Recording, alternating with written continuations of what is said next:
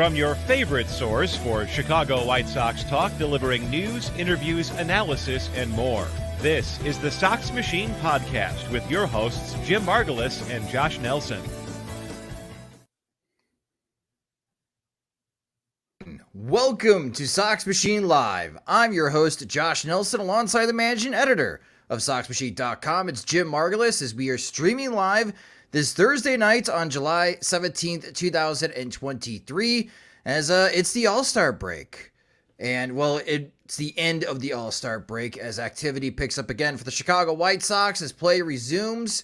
It was an interesting All-Star game, an unlikely hero for the National League. Jim, the National League finally won an All-Star game. It's been like 9 years, and I have to start off the show by congratulating you.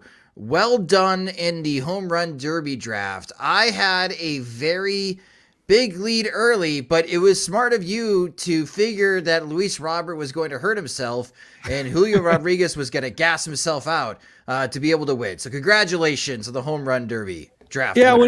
When Rodriguez hit, 41 in the first round, I thought I completely miscalculated in terms of thinking that he might be a little bit too amped, but maybe he was. Maybe just manifested itself differently, not in the first round exit, but not doing much in the last two. But yeah, I'll take it happily, even though Alonso, he didn't so much disappoint as his pitcher disappointed. And that's, I think, one of the biggest takeaways from this year was realizing how important the batting practice pitcher is, both in terms of pace and location. And if you don't have pace, you better have location. And Alonso's pitcher had neither.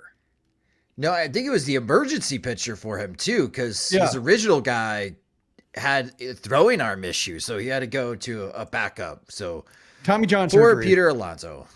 Yeah, but Mookie Betts was not a good pick for me. That's a format that doesn't really work for him. It's one and done probably for Mookie Betts when it comes to the home run derby. But from a White Sox fan perspective, two highlights this week, Monday through Wednesday.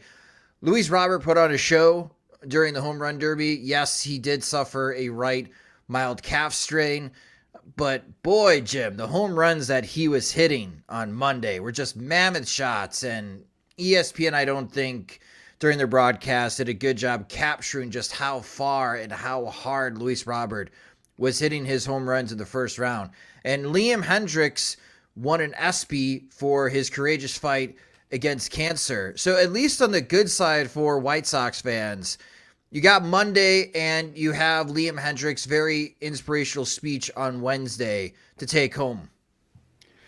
Yeah. Starting with Robert real quick, he was a victim of the format in terms of now that's quantity more than quality. And they try to, make the big homers count with the 30 seconds extra bonus time. But just in terms of tracking it, you really don't have the jaw dropping shots because even Luis Sierra, who is his batting practice pitcher, already throwing the next pitch by the time his longest homer was about to land. So, he's not savoring it. The players, you don't get that kind of slack jawed response from the mammoth shots, which is what we used to see in the home run derby. I still think the pitch clock, this format is superior just because I remember how much the previous home run derbies dragged and whether it was, based on swings or outs, just, waiting for their pitch over and over again. Having this kind of format, especially with Rodriguez showing the merits of it, just cranking out homers and amping up the crowd with the pace he was going, there's a trade-off, that is certainly appreciated, but the distance homers takes a hit. As far as Hendriks, I think, when it comes to this, the cancer battle and him using this for good, bringing a lot of attention to organizations that have helped.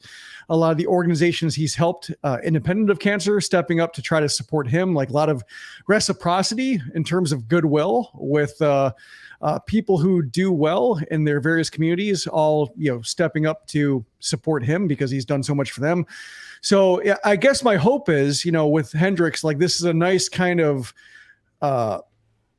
conclusion to the cancer storyline. Yeah, I imagine he'll still do wonders for various causes related to it now that he has personal experience. But just from here, you hope that he can get back on the field. He can get past the elbow issue that had sidelined him, and just even if he's not a closer, even the White Sox are playing for nothing, just getting back into shape for hopefully a healthy and full 2024. And we'll start thinking of him less as like this inspirational story, even though he is, and more of a just, oh, this guy's a really good pitcher too. And we just haven't been able to see that because of everything his body's been through.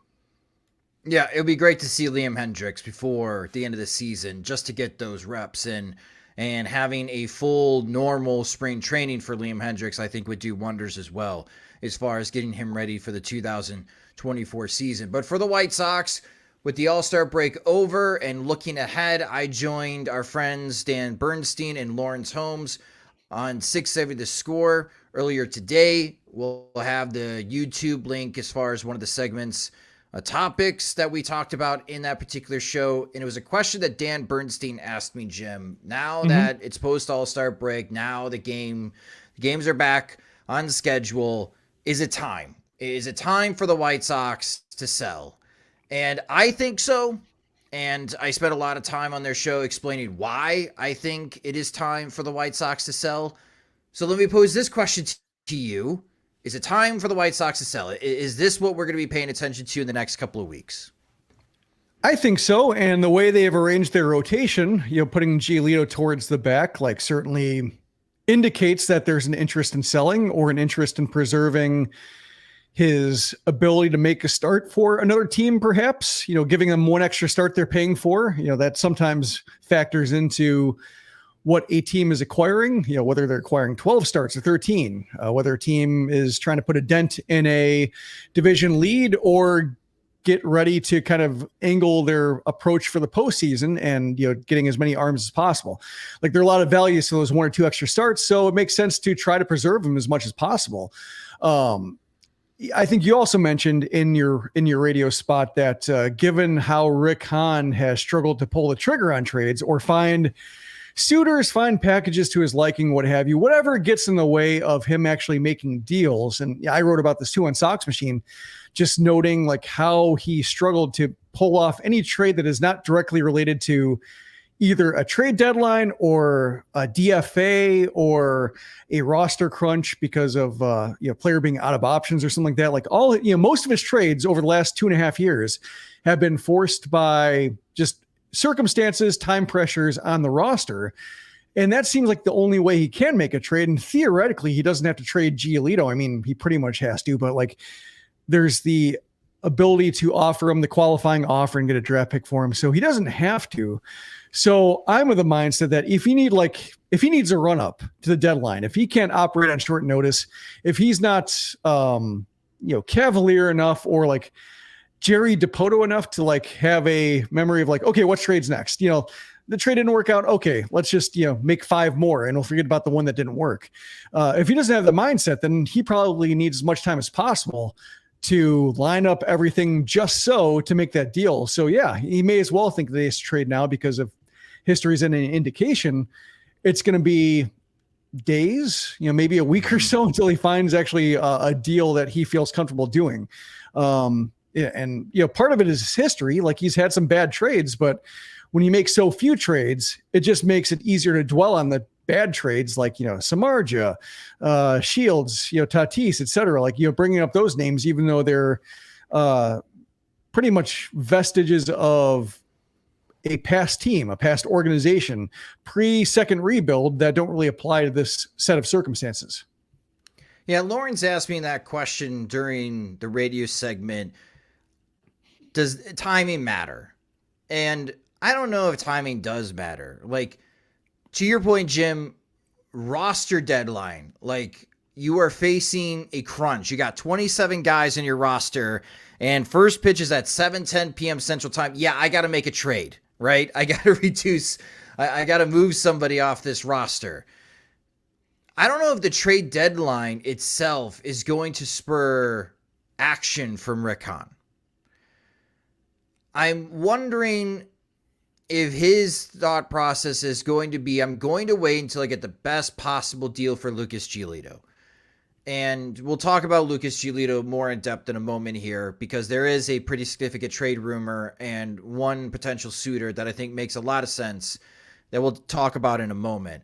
But as far as this topic, like when can we see the White Sox make some deals? I pointed out 5 pitchers that the White Sox could unload before the deadline. And just the pace that Rick Hahn works at, yeah, unless he suddenly is a multitasker, which we haven't seen that type of action from him before. Yeah, he doesn't have a lot of time to try to dump 5 pitchers that I think other teams are interested in. And those are Lucas Giolito, Keenan Middleton, because he's an unrestricted free agent after this season. Then you have the guys with the $1 million contract buyouts after this season, and Joe Kelly, even though he's on the injured list right now, and Lance Lynn. And then you got Kendall Graveman, which he's guaranteed $8 million next year. But that's not a lot of money these days for someone that a team could potentially look at as their closer. Those are the 5 pitchers that I think Rick Hahn could move before the end of the trade deadline. And if he waits until the very end to move all 5, I don't think he's going to be able to move all 5. He may be able just to move 1. And then White Sox fans are going to be like, what's going on here? Like, why can't you unload all these players before the deadline and try to help restock the farm system to maybe entertain the idea of reloading in 2024?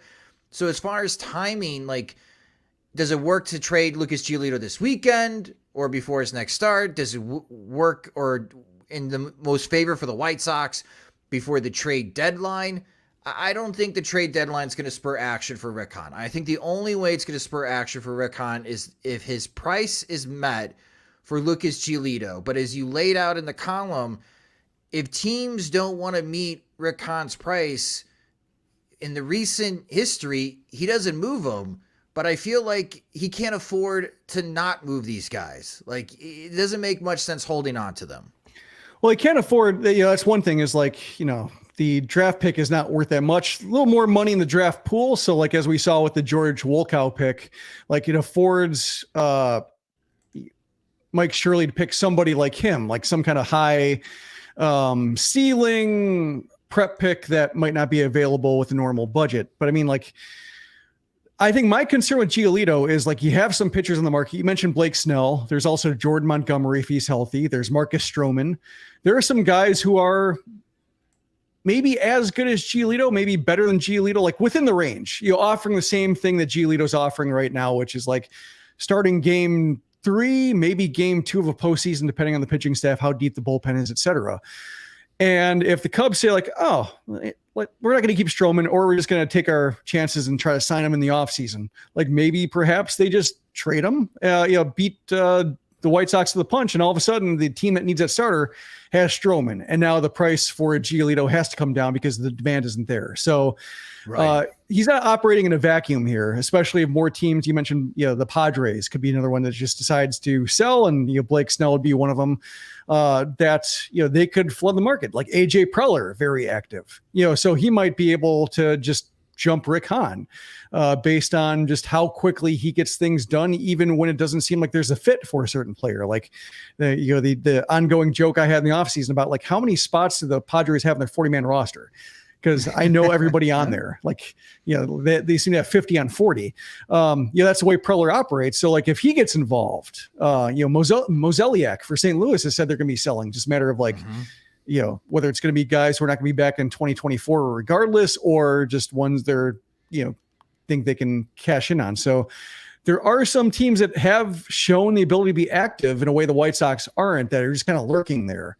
And so that's why, the perfect price for Lucas Giolito probably doesn't exist with the number of pitchers you can get who are similar in his neighborhood of just being very good starters who might not be counted on to dominate in October. And listen, it's a very delicate balance, because I understand the White Sox fans that are stressing patience here. You want to get the best deal possible, and I totally understand that. But to your point, Jim, there is a risk of waiting too long to get better pitchers. Like, no offense to Lucas Giolito. I really like Lucas Giolito, and I think he could help a contending team.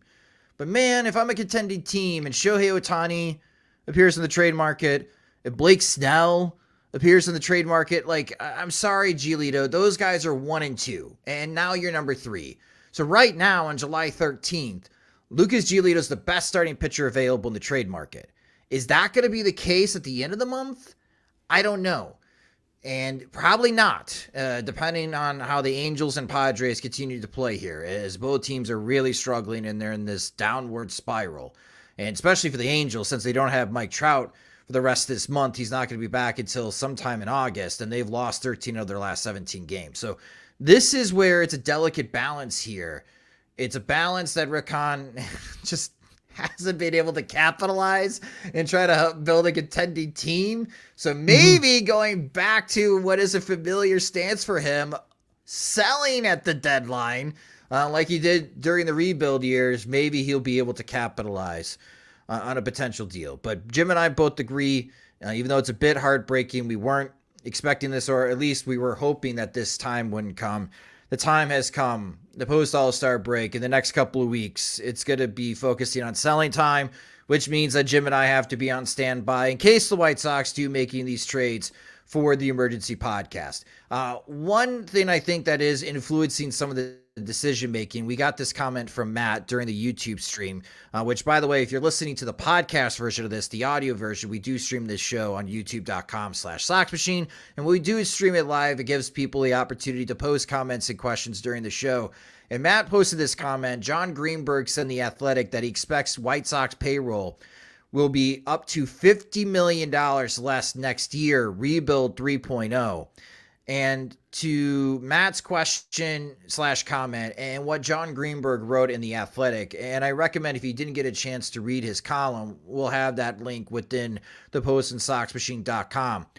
The White Sox are bleeding fan attendance, Jim, which is hilarious because during the All-Star break, Major League Baseball is bragging through their communications and PR department about how in-game fan attendance is growing league-wide. And getting younger. The median age is now 43.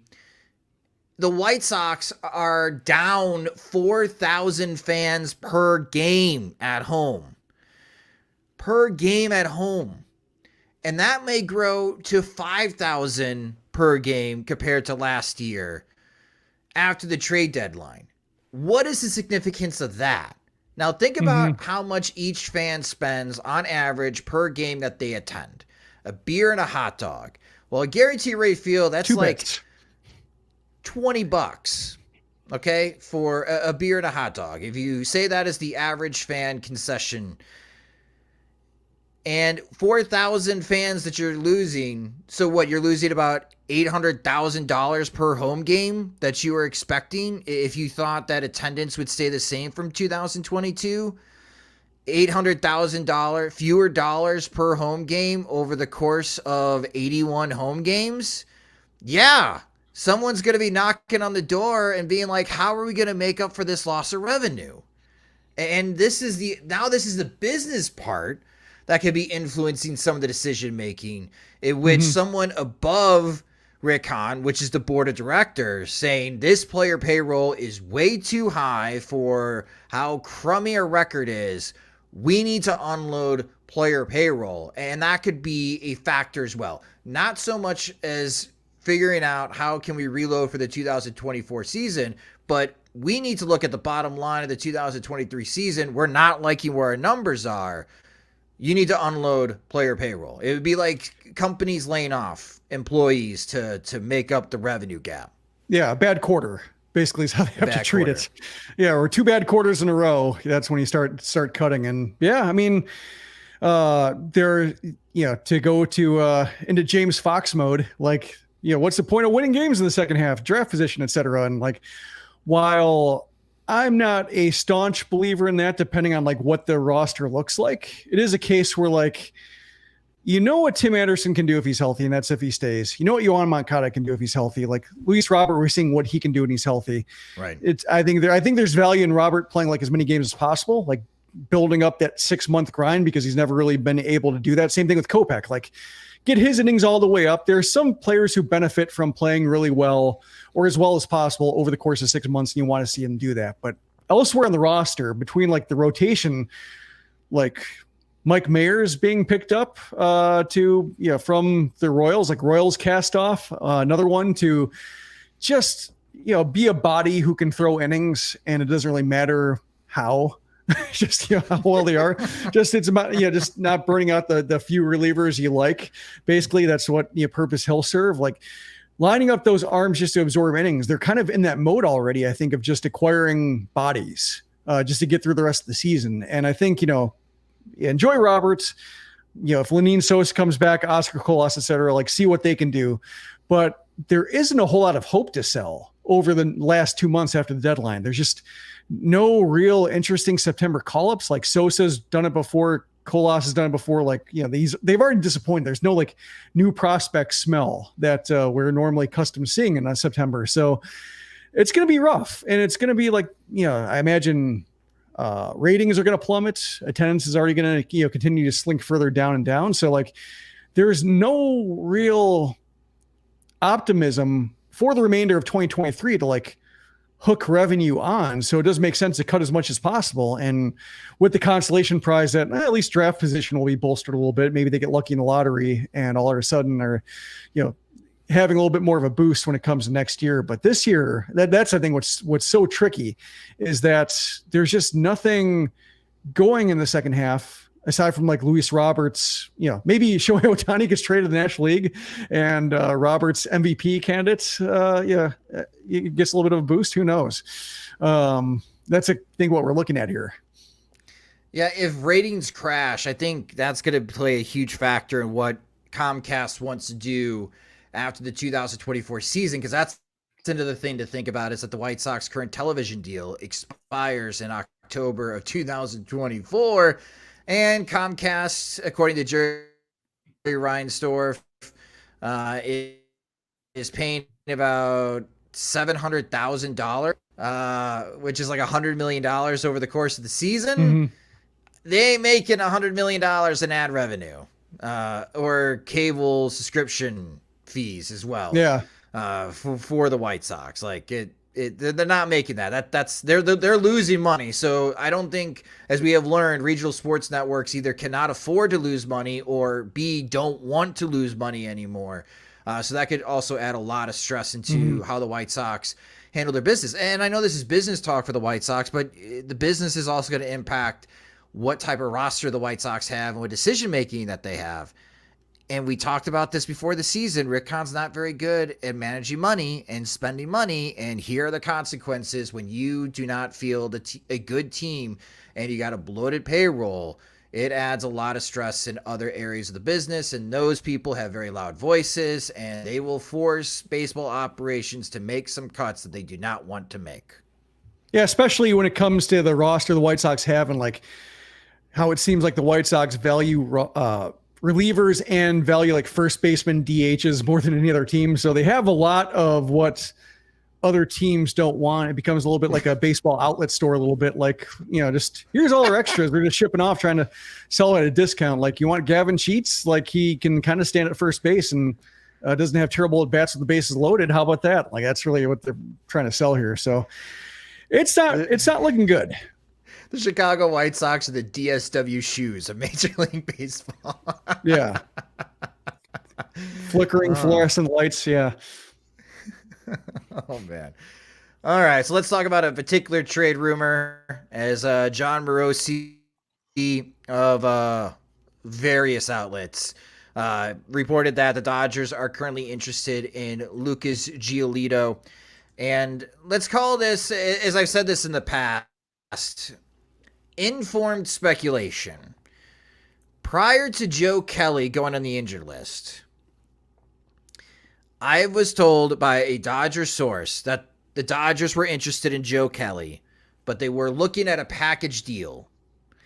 And they have a ton of interest in Liam Hendricks, but Liam Hendricks is obviously not available. There was some interest a few weeks ago in the Dodgers for Lucas Giolito. In those few weeks, things have changed again on the starting pitching front for the Los Angeles Dodgers. Then Clayton Kershaw was healthy. Now Clayton Kershaw is not healthy. And it's amazing to me and where the Dodgers are in the National League West, Jim, with all of the issues that they have at starting pitching. I mean, they're tied with the Arizona Diamondbacks right now for first place in the National League West. And it just seems like their starting pitching rotation is bound together by duct tape. And at any point, it could all break apart. So they could really use someone like Lucas Giolito to help solidify the starting rotation until Clayton Kershaw comes back. And they're obviously thinking postseason. So here, Giolito has postseason experience. He had that outstanding start in 2020 at Oakland during the COVID-shortened year. I understand the thought process and the interest here from the Los Angeles Dodgers. What are your thoughts about this particular trade rumor? Do you think that there's some fire that's blowing some smoke here coming out of Los Angeles? I think it makes some sense, especially if he's like, say, Giolito's a free agent after the year, and they might have some interest in signing him, depending on. I imagine they're lining all their ducks in a row for Ohtani and seeing what happens there. Yes. But like Giolito's somebody who can maybe they are interested in as well, or as like a fallback in the event that Ohtani doesn't work out. Although it's hard to imagine like the Dodgers whiffing on him if they've taken this year to try to reset some of the payroll and normally the Dodgers don't do that. So I think it takes very special circumstances for the Dodgers to not quite punt a year by their standards, but at least lower the ambitions of their immediate roster in the hopes of getting something bigger. But when you look at their top prospect list too, I mean, like they have multiples of guys, they have pitchers they can afford to trade. They have multiples of catchers. Like I think, my qualms with trading with the Dodgers is sometimes like I'm thinking like Keibert Ruiz, who hasn't really done much, and like he was the hot commodity when the Nationals traded for him. Like they are great at generating prospects, but sometimes I wonder if they're great at generating prospects who don't quite materialize because maybe their system is so good, or their the player development tools they have or the people they have on hand just don't translate to a lesser organization with that doesn't have as much invested in personnel and technology as the White Sox might. So, I mean, that's really my reservation. But like you look at like a second catcher on their list is Dalton Rushing, who is like on Fangraphs, I was looking up, he's a 45 feature value, which puts him on like Colas tier for where he might rank on a prospect list on the White Sox, like 3 to 6. Him and a pitcher seems like fairish value for Giolito, like not bad, especially given how little the White Sox have in the catching ranks. Like they have guys I think you can mix and match and the Dodgers wouldn't feel especially precious about, to where they make some sense and where the White Sox could say like, yeah, we don't have anybody in the catching ranks as good as Dalton Rushing, or we don't have anybody in the pitching ranks as good as like, I'm not sure if Pepiot's good, or like, Gavin Stone, et cetera. Like even below them, like the White Sox are so pitching thin that probably you're looking at like 5, 6, 7 Dodgers pitching prospects who might be the best functional pitching prospect the White Sox would have outside of like Noah Schultz, who's very far away and doesn't have the workload built. So yeah, there are a lot of ways the Dodgers could help. I would just wonder if you're trading for like the middle of the Dodger system, will they survive the transplant to an organization that just doesn't have that much invested in player development overall? So the Dodgers' number one prospect is catcher Diego Cartaya. And you mentioned Dalton Rushing. Based on this source, and this brings back Yohan Moncada, Rafael Devers memories, they believe the Dodgers value Dalton Rushing more than Cartaya. So back to your point of beware of trading with the Dodgers, because you may think this is a top prospect, surefire guy to reach the major leagues. They join your farm system, and then all of a sudden it's like, well, wait a second, who is this guy? And Cartaya this year, he's young. He's 21 years old. He's in Double-A, but boy, he's really struggling in Double-A. He's currently batting .203, .288 on base percentage, and slugging just .375.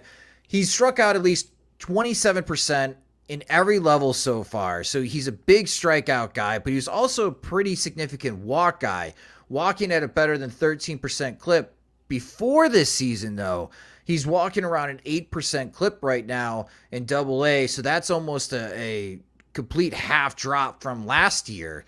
Again, though, he's young. He's 21. That's young for the level, but he's the number one prospect. Speaking with Jim Callis, he may not be the Dodgers' number one prospect the next time they update the system. He's currently the 21st ranked prospect in the top 100. He's probably not going to be in the top 25 the next time MLB.com updates their top 100 list. That's how poor of a season Cartaya is still having. He'll still be in the top 100, but he may be someone available, and it's not pretty numbers in Double-A. And do I have confidence that the White Sox can fix him? I don't know. Probably not. I may not have a lot of confidence in the White Sox player development. But that's to your point. Like if the White Sox can get Diego Cartaya, people will be like, yes, Rick Hahn, you did it. Good job. You got the number one prospect from the Dodgers for 3 months to Lucas Giolito. And then Cartaya comes to Birmingham and he's got a 565 OPS and everyone's going to be like, what the heck happened here? So I'm glad you bring that point up because, yes, that does happen often when teams are making deals with Los Angeles Dodgers. Suddenly, when they join other systems, they become lemons. But if they stay with the Dodgers, they become useful starters. Yeah, so at least Cartaya they can know throw. what they're doing. Yeah, that's one thing I like about Cartaya is at least he can throw. Yes. To where like if his offensive value, kind of erodes or at least, plateaus pretty low, at least he provides defense, can be at least one of two catchers on your 26-man roster, assuming like the bottom doesn't completely fall out. I think for any trade with Giolito, you obviously want the best prospects possible. But if you have to choose, I almost feel like it's got to be a deal that involves the best AA, or AAA pitcher that's really close to the majors, Jim. Like, that's how I feel, and I could be wrong about this particular angle. And we talked about this in 2024. You got 2 pitchers on guaranteed contracts for the White Sox. If you're going to deal Giolito, I would want the White Sox to bring somebody back that can maybe be part of the discussion, realistically part of the discussion, to start some games in 2024. Because if you're going to be cutting payroll, I just don't think you have enough available payroll to build another starting rotation, even if your team's going to be terrible, to get through the 2024 season. Again, if I had the choice between multiple offerings from multiple teams about Lucas Giolito, I would like the White Sox to go in a direction where it brings back the best possible AAA, AA pitcher that can maybe be part of the equation in 2024. But again, you got to take the best deal possible when it comes to prospects. Whoever is the most talent, whatever team's giving you the most talent, you should be taking that deal. But if everything was even, I would like the White Sox to focus on trying to replace Giolito with another pitcher, if that makes sense. Yeah, I get you. And yeah, I think that's really the biggest obstacle for the White Sox competing in 2024 is just if they get rid of all their pitchers, Lance Lynn gets traded, his option, even if overpriced, isn't available as somebody who might have some upside to fill in rosters, a rotation spot with innings, which you can't count on. Let's say if Davis Martin were somehow healthy and fully functional in April, like he wouldn't be able to provide starts and innings the way that Lynn would. But like if Lynn's traded, then he's not a factor, even if he's overpriced for 1 year. And as we've seen with the White Sox, and not just the White Sox, but like 1 year deals for pitchers, like that's a crapshoot. Like Mike Clevenger's been okay. And really the season that he had in the first half is about as good as you can hope for from those 1 year contract guys, because they would sign 1 year contracts for a reason. So if you're looking to piecemeal together a rotation, that's probably going to be a pretty gruesome ending. So yeah, I would like to see pitching depth built up, especially since Martin's out. Who knows what's happening to Sean Burke? Not a whole lot of life there. Christian Mena has been struggling, over the last month or so. And they're messing with the baseball again in AA, so it's hard to figure out what's actually going on. Yep. So I agree with you. Like pitching would be nice, and I think the Dodgers are a system that like has a lot of interesting pitchers, and also it seems like they're a little bit of a case where, if you remember the White Sox with Daniel Hudson when they traded him for Edwin Jackson, like Hudson was a good pitcher. He just did not get a chance to audition with the White Sox. He did not get a chance to fail and go back to AAA, or at least just have 2 bad months in the majors, but eventually figure it out. Like they did not have that kind of time. They traded him for Edwin Jackson. Hudson had 1 good year with the Diamondbacks as a starter and then got hurt. But I think the Dodgers are in a similar position. Like Gavin Stone's been up and down a little bit. Bobby Miller's been up. I think he's going to be sticking, but other guys don't really have that ability to struggle. So I'm hoping that the White Sox in a trade with a team like the Dodgers could take advantage of that. They have a lot of arms, but they also can't afford to have like 7 bad starts from a guy, especially if they have other pitchers who can come up and take that guy's place. So maybe, their surplus of interesting arms that are unproven and might not be ready for a pennant race could fall into the White Sox lap a little bit, and just here's an opportunity to get starts, throw 4 innings. If you throw 3 1/3 and get knocked out, next start's 5 days away. No pressure, no stakes. Just the experience is what counts. So we got this question from the YouTube live chat from Brian O'Connor. And Brian asked, if you had to guess, will Tim Anderson get packaged at the deadline? Or will the White Sox just hold on to him at this point? And Brian, this is a great segue to our next conversation, the post-All-Star break stories we are following.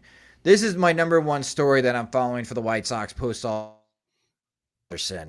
And I don't mean to make you cry, and I don't make anyone that's watching the live stream or listening to the podcast feed cringe. But if you missed my segment on 670 The Score, for the batters that are currently qualified for the batting title, Tim Anderson has a negative 1.1 WAR according to Fangraphs. He is the third worst position player in Major League Baseball. Only Enrique Hernandez of the Boston Red Sox and Jurickson Profar of the Colorado Rockies are worse than Tim Anderson. Out of the qualified hitters for the batting title, Tim Anderson has a 43 weighted runs created plus, which means he's 57% below league average. He is the worst hitter in Major League Baseball. That qualifies for the batting title by 18%. To answer your question, Brian, I can't imagine any team wanting Tim Anderson right now. And, you know, it's funny, Chuck Garfien mentioned that he sees vultures in the last post-game show that NBC Sports Chicago had. I can see opposing GMs being vultures after this season ends, circling what are the White Sox going to do with Tim Anderson. Because Lawrence Holmes posed this question to me, would the White Sox buy out Tim Anderson, not pick up the club option? If he continues, and this is why he's the number one story for me post-All-Star break, if Tim Anderson does not improve from these numbers, Jim, I think that's a serious conversation after the season. And maybe a team is circling, and they're not going to give Tim Anderson a lot of money by any stretch of the imagination, but a bounce-back deal? Sure. But trading him before the deadline, if it were to happen, honestly, I would be floored. I would be really shocked. I don't think any Major League Baseball team would be giving something of value to acquire Tim Anderson with how he's performed. Did that make sense, Jim? Yeah. I mean, he seems like, let's say the Dodgers were a popular destination for Anderson as soon as basically Gavin Lux got hurt. There's talk about like, well, if the White Sox are out of it, they would want Tim Anderson. Tim Anderson would love to be in Los Angeles and have that kind of attention. And I could see maybe the Dodgers trading for him, but not with like immediate ambitions. More like, here's a distressed asset. You know, if we have to buy him out after the season, no big deal. Let's see if we can, you know, get him for, 20% of what he would have commanded going into the year, or, packaged with another like Joe Kelly or something like that. Just, a way to just get somebody else they want more for cheaper with the money being saved. And I think if Anderson were traded, that I think would speak to the amount of money they're looking to cut, just because if the White Sox are truly rebuilding, or not even rebuilding so much because that implies like a teardown, but just like looking to just have payroll melt off the books. And by the time the payroll is cleared, they hopefully have another, maybe Colson Montgomery is ready, maybe Brian Ramos is ready, or whatever prospects they acquire in trades are ready to provide the remainder of the core a different supporting group. It could be a case where like, yeah, it makes sense to have Anderson just for one more year, or at least, another offseason, another trading period to see like if they can get a better deal. Like if no team wants to add Anderson now, maybe a team will want to add Anderson over the winter when they don't have to pay, $5 million for a bad shortstop, or a shortstop who's playing like a bad shortstop and can't be counted on to turn it around with a different team and a change of scenery. So like they're looking at the same thing with Liam Hendricks with his option, which is like, 10 years of payments if they don't pick it up. And, that's another case to where like they could just say like, let's pick it up because we'll rather just pay this money now rather than have 1.5 million gum up the books down the road when we're actually going to have to be counting every dollar. Like I'm hoping next year is, they're going to be cutting payroll, but maybe not to the extent that they have to cut every single dollar in order to try to recoup some value. Like if Anderson has a good couple months next year, he'll probably get more, even with him being an impending free agent, than he would in his current shape. Same thing with the offseason too. Like if he shows signs of life at the end of September, I can imagine teams would want to be maybe interested in what they could acquire for one full year of him, with the ability to give him a qualifying offer afterwards. Like there are more attractive trading windows, I think, for the White Sox than selling him now, unless they really want to save every $1 million possible, or they just think Anderson's toast, which I don't think is enough reason to believe right now based on the knee injury he suffered and the off-field stuff he's going through. And I think also some, mechanical issues that are just resulting in line drives to right field and pulled everything on the ground to the left side. I think he can recover some of that. And so it doesn't make a whole lot of sense to trade him now from a baseball reason, I don't think. Quickly for me, the rest of the post All-Star break stories I'm following. Luis Robert chasing 40-40 season, 40 doubles, 40 home runs. He's currently at 26 homers, 23 doubles. We haven't seen a 40-40 season since Frank Thomas back in the 2000 season. Only 2 White Sox hitters have ever done it, Albert Bell in 1998 and Thomas in 2000. Is Oscar Colas someone? That's something I'm going to be paying attention to. And my last one, is Yohan Moncada alive? I need proof of life at some point in August and September that Yohan Moncada is alive, because that man is going to get a healthy pay raise next season, in which Moncada has a guaranteed contract of $24.5 million. And before any of you ask, even if you're listening in the car, no, I don't see the White Sox trading Yohan Moncada at that rate. Jim, how about you? What's a post-All-Star break story that you're going to be following? I think, as you mentioned, Oscar Colas, I'd expand that to second base and right field to see, like, if by the end of the season, do they have like Lenyn Sosa or Jose Rodriguez or somebody looking possible for the right side, assuming Tim Anderson's traded and they need somebody at the left side too, like an Oscar Colas in right field. Like, is he somebody? Michael Kopech, like, do we finally learn whether he can survive 5 to 6 months as a starter, or is it going to be like touch and go for the remainder of the season, the last 2.5 months? I guess it's like Liam Hendricks, see what comes of him, see if he's able to get back on the field at all. And then after that, it gets pretty thin. Like, it just, even like Andrew Vaughn, not terribly exciting, I don't think. I think he can show better, but also I think he's naturally limited in terms of like how much value he can provide. So like if he gets 25, 30 homers, that's cool. If he gets to 100 RBIs, like that's neat. But also like just with his limitations as a base runner and defender, just not going to be somebody who's terribly special. Eloy Jimenez, can he put together like a good half, even if it's like another guy to possibly trade? That's, I would look at him as somebody who's not part of the core necessarily, but is probably not worth trading right now because of just, he has to show more, I think, in order to capitalize on what he could potentially be worth. That's a good point, Jim. I wouldn't trade Eloy right now. However, if he ends this post All-Star break strong and maybe gets to like 25 home runs hit this season, I think you can muster up more interest in the offseason to trade Eloy Jimenez. Maybe something like a winter meetings type of deal that the White Sox have done in the past. So, yeah, I agree to your point. I don't think Eloy's value is all that great right now, but it could increase, especially if he could stay healthy and he hits post All-Star break. So that's a really good point, Jim. All right, so let's talk about the games. The Chicago White Sox this weekend start not a very fun road trip. We talked about this at the beginning of the season. We circled this post All-Star break road trip that it's going to be very tough for the White Sox. And it starts in Atlanta. The Atlanta Braves are the best team in Major League Baseball right now. They're 30-15 in home games. They have the number 1 offense in baseball in team OPS. As a team, they have an 831 OPS. And they lead the league in home runs. They have hit 169 home runs this season. They are averaging 1.89 home runs per game. At home, they hit better. At home, they're hitting 846 OPS as a team. And as a team, they are slugging 502 as a team at home. And they average 5.7 runs per game at home.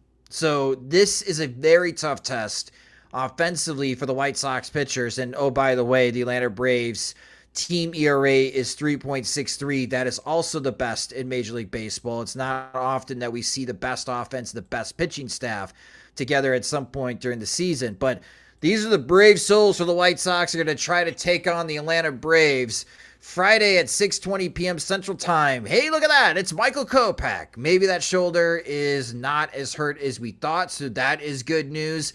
Lance Lynn will take the ball on Saturday at 6:15 p.m. Central Time. Charlie Morton's going to start the game on Friday opposing Kopech. Spencer Strider is going to start the Saturday game, Quadzilla. And he is having a fantastic season. I think he's a contender for the National League Cy Young. And then on Sunday, it's Colby Allard for the Atlanta Braves, the lefty. And at 12:35 p.m. Central Time, it will be Dylan Cease for the White Sox making that start on Sunday. Again, like I said, these are the brave souls for the White Sox pitching staff to try to take on the Atlanta Braves. And Jim, the only thing I request the White Sox this weekend is that in April, the White Sox got swept in Toronto, losing all 3 games by a combined score 20-2. I'm hoping they fare better this weekend. Yeah, I feel good about my Braves preseason World Series pick. Like that's great feeling pick, pretty good right awesome. Now.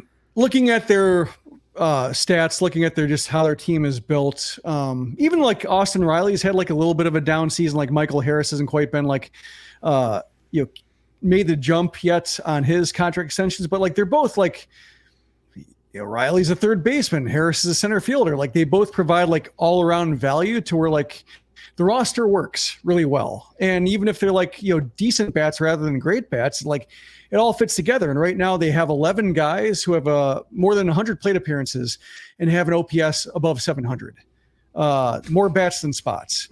The White Sox have 5. And one of them's Andrew Benintendi with 1 homer at 716 OPS, like, barely getting over. And that's kind of what we're looking at, right? Like studies in contrast, the White Sox extending guys, but, either extending the wrong guys or just not having the healthy guys or not having enough versatility defensively to like feel like they're providing value, like especially like Eloy Jimenez, like when he's not hitting, he's not doing anything. Whereas like the Braves, like one extension after another, and they're all working. Some are working fantastically, some are working, decently, but they're all functioning to like build the Braves like into a better team. And I'm really looking forward to watching the Braves. Like I'm looking forward to watching Ronald Acuna Jr., like looking to see like what kind of pace he's like on an Eric Davis 1980s pace of like homers and stolen bases. And I vaguely remember Eric Davis, but I remember him as like a baseball card more than a player because like the highlights weren't as available. I just remember like, how? Like I remember watching Ricky Henderson and knowing what the stolen bases look like. And I remember seeing like the homers, what they look like, but seeing them both come from one player and being like, how is that possible to like go 30-60? And like Acuna can do that. So I'm looking forward to seeing like one, if he gets on base, how much he runs on the White Sox pitching staff and how many stolen bases he'll amass. But there's value in watching like good baseball teams against the White Sox, even if it is a matter of just, the score is unpleasant, but at least you realize like, oh yeah, this is how a team should function. And this is how a team capitalizes on success rather than like has one good year and then does nothing and watches it fritter away. Shohei Ohtani deserves a lot of attention for what he is doing this season. It is one of the best baseball seasons ever. I haven't went to StatHead to look this up, but is there anyone that comes off the top of your mind that had 40 or more doubles, 40 or more home runs, and 60 plus stolen bases in a season? Because right now, that is what Ronald Acuna Jr. is on pace to do in 2023. Yeah, I can't, like Eric Davis is the one guy, and let me look up his best season. Did Jose Canseco get anywhere close to that? He had 40-40. Like he topped it at 42 homers and 40 stolen bases, I think. And he probably got caught stealing like 30 times. I know Jose would want to run back in the day. Yeah, Eric Davis, like, he didn't have the games. That was the thing about Davis is, like, I don't know if it's Riverfront Stadium, but like he never played more than 135 games in a season. But like his 86 was 27 homers, 15 doubles, 80 stolen bases. 87 was 37 homers, 50 stolen bases, 23 doubles, but only in 129 games. Wow. So, and let me look up what that was in wins above replacement. Yeah, so 8 wins above replacement in 130 games. Damn. Yeah, again, Ohtani having a fantastic season. We may be seeing 2 historical seasons in the MVPs this year in the American and National League. And again, I'm not trying to diminish what Ohtani's doing. It is one of the best seasons ever in baseball history. But man, if Ronald Acuna gets to 40 plus doubles and 40 plus home runs, and he ends up with like 70 stolen bases, like that's up there too offensively at the very least. Obviously he doesn't pitch, but it's offensively one of the best seasons in our lifetime. I mean, yeah. I have to do some research on how many guys have done that in the past. Maybe nobody ever has, and Acuna's on pace to make some history himself. Yeah, Barry Bonds is the other one I thought of, but because he drew so many walks at all points in his career, like he doesn't quite have the hits. But like in 1990, he went 33 homers, 32 doubles, 52 stolen bases. 93 was 46 homers, 38 doubles, 29 stolen bases. So basically, like Bonds at his fastest did not quite have the power he showed later. Acuna's like basically has everything going at one point. Sure does. It just like Luis Robert. We've been waiting for Acuna to stay healthy. Injuries have nagged him, and this is it. This is his full form, his full potential. And man, what a amazing baseball player he is, and just how he makes the Atlanta Braves so much more dangerous. And get a chance to watch him this weekend against the White Sox pitching staff. So Michael Kopech, Lance Lynn, and Dylan Cease, good luck, guys. In Atlanta, you got a tough test. The last date I want to touch on, the 2024 Major League Baseball schedule was released today. It gets released earlier and earlier. If this is going to be a new thing during the All-Star break, I'm all for it, as we like to plan big things as far as fan meetups, especially when the White Sox go on the road. And looking at the 2024 MLB schedule, we can tell you now that there's going to be 2 meetups next season. The first meetup is going to be in Milwaukee. So if you remember in 2021, we had a big tailgate. We thought 200 people were going to be coming. It ended up being 400 people that ended up coming for the Brewers White Sox. And that tailgate is going to be Saturday, June 1st, 2024. That series, the White Sox are in Milwaukee for the weekend. Friday, May 31st, Saturday, June 1st, and Sunday, June 2nd. So I know some of us will be in Milwaukee all weekend long because it's a short drive, and hotel rooms are pretty affordable. So something to consider if you are already making plans and you hear this, like, yes, I missed it last time, but I will not miss it in 2024.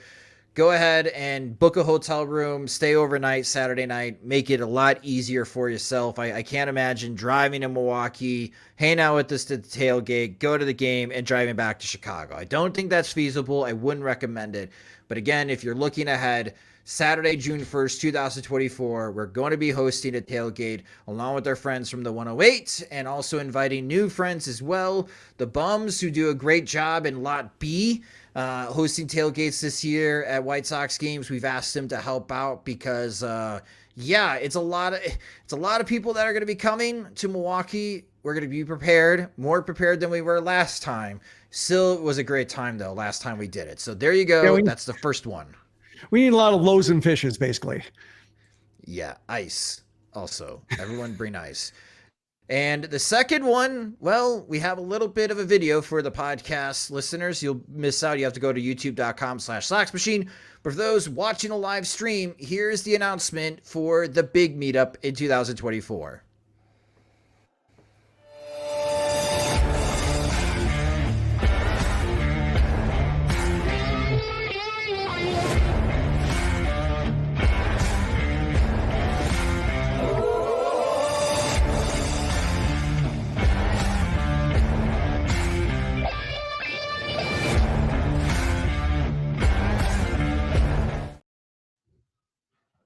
Yes, Kansas City.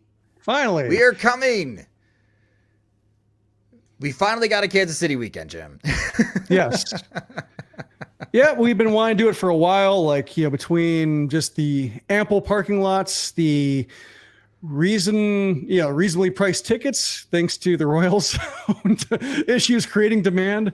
You have the Negro Leagues Museum there, like just a lot of baseball and baseball adjacent fun to be had. Again, hotel price, a lot of different areas to stay in to get the kind of accommodation prices you want. Should work out pretty well. Yes. So there's a lot of planning we're going to be doing. Events that will be happening over the weekend. Where Milwaukee is a tailgate, that's a Saturday thing. We'll see you on Saturday. If we run into you over the weekend, great, but Saturday is a tailgate. Kansas City, there'll be more involved. We'll have a big tailgate. We're going to try to do a tour also at the Negro League Museum in Kansas City. Jim knows the barbecue scene very well. Maybe we'll have some meetups, doing a little barbecue hopping or a little bar crawl as well in Kansas City for some #108ing. That will be more involved. That is the big trip. So it's more than a calendar year away. It's the series after the All-Star break, so a year away from now, and the same type of conversation we're having. I'm looking forward to it. It's been on our short list for quite some time, and we've got some exciting things planned for that weekend at Kansas City. So there you go. That's the 2 meetups in 2024, Milwaukee in early June and Kansas City in mid-July in 2024. So if you're already clearing your calendar to make some weekend trips, we hope that you pick these weekends as well to come hang out with us next year. And if you want to learn more about the 2024 MLB schedule release, you can go to soxmachine.com, as Jim has done a write-up to do a quick breakdown of how that schedule looks for the Chicago White Sox. Even though we don't know what kind of team the White Sox are going to have in 2024, honestly, we don't know what kind of team the White Sox are going to have in a couple of weeks. And that's what makes it exciting. So hang on with us. I expect some emergency podcasts between now and the end of the month as we capture all of the news coming in for the Chicago White Sox and what they do prior to the trade deadline. But that will do it for this episode of Sox Machine Live. For those that are, go ahead, Jim. Sorry. Oh, actually, a couple of notes. Like Ted mentioned, to follow up on the Acuna, the rarity of the season he's having. He did mention Alfonso Soriano in 2006. He's the 140-40-40 guy. 46 homers, 41 doubles, 41 stolen bases. Wow. A couple other ones I was looking, did the stat head search. Larry Walker, 49 homers, 46 doubles, 33 stolen bases for the 97 Rockies. Coors Field, but he was a very special talent at the time. Jeff Bagwell, I forgot he was that fast, but he had 43 homers, 40 doubles, and 31 stolen bases in 1997. Wow. I had no idea. It's the And then crouch. It throws you off. Yep. Jose Canseco, the 40-40 season, 42 homers, 40 steals, but only 34 doubles. Same thing with A-Rod in his 40-40 season. 42 homers, 46 steals, 35 doubles. So, yeah, Alfonso Soriano is the 140-40-40 guy. Wow. Well, I think Ronald Acuna's got a shot to join Alfonso Soriano. So great job, Ted. Great job, Jim, looking that up. And yeah, that will do it for this episode of Sox Machine Live. For those that are watching the live stream on youtube.com/Sox Machine, I encourage you to go watch our friends from the 108. Their show starts at 8 p.m. Central Time at youtube.com/from the 108 as they continue the conversation about the Chicago White Sox going into this weekend. But that will do it for this episode of Sox Machine Live. If you just discovered SoxMachine.com and the podcast and the live show, you can follow us on Twitter. We're at Sox Machine. You can follow me on Twitter at SoxMachine_Josh. We're also on Threads as well. Those are our Instagram handles, so you can follow us on Threads as well as that new social media outlet. Get started. If you just watched the video, you can subscribe to our YouTube channel at youtube.com/Sox Machine and watch all of our videos.